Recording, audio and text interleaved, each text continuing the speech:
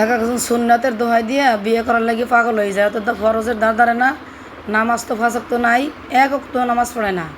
অথচ নবীজি কী কইছে সুন্নাতের কথা, সে কীভাবে স্ত্রীদেরকে পালতো, তোরা কি তাই পারবি? কোনো দিন তো পারবি না।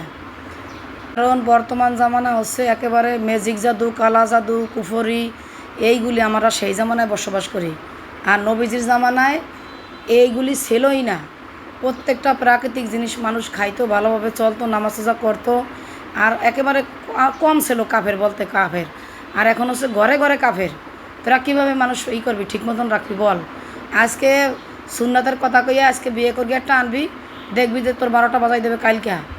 আর একজন বড়োজন রাগ হবে, সে মামলা করবে, তোর ভাত বন্ধ, তোর বাসায় ঢুকাবে না। আর একজনের বাচ্চা কাচ্চা তুই কইরা নষ্ট কইরা তারে অশান্তি দিয়ে বিয়ে করবি। মনে কর তুই এক নালা ভাত ভাই খাইতে পারবি না ঘরে। এর যুক্তিসঙ্গত কথা, 100% সত্য। যারা দুইটা বিয়ে করছে তাদের কাছে যাই জিজ্ঞেস কর, তারা ঠিক মতন ভালো আছে কি না।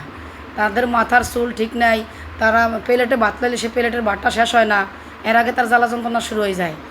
ঘুম পড়লে ঘুম পড়তে দে না ঠিক মতন, এই জন্য ফোন দে, ওই জন্য ডিস্টার্ব করে, এটা দিলা না, ওইটা দিলা না, টাকা লাগবে, অমুক লাগবে তমুক লাগবে। 2 দিন যাইতে না, এর আগে টাকা চায়, 2 দিন পর টাকা চায়। টাকা নিয়ে কী করবে?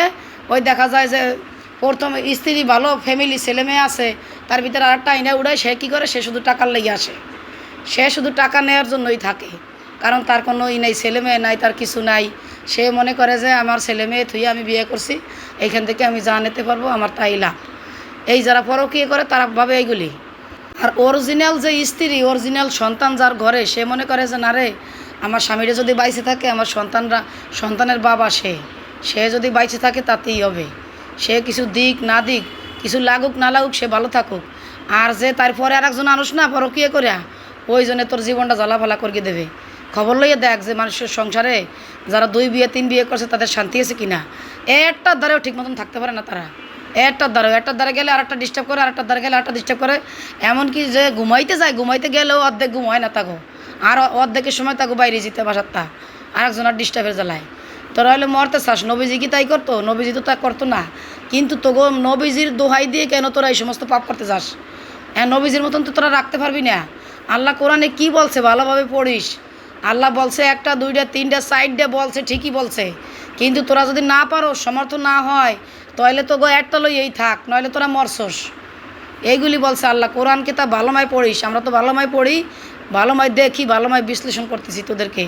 কোরআন নিয়ে আর এই সুন্নাত নিয়ে আর বেশি বাড়াবাড়ি করিস না।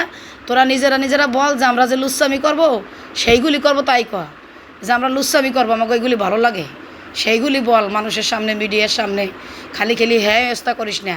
কত ভদ্রলোক, কত পুরুষ আছে ভদ্র নর্ম, কত আলেম আছে ভদ্র নর্ম, তাদেরকে যাই দেখে যে মিজানুর রহমান আজহারি, মাহমুদুল্লাহ, এদেরকে তো কোন শুনতে দেখি না।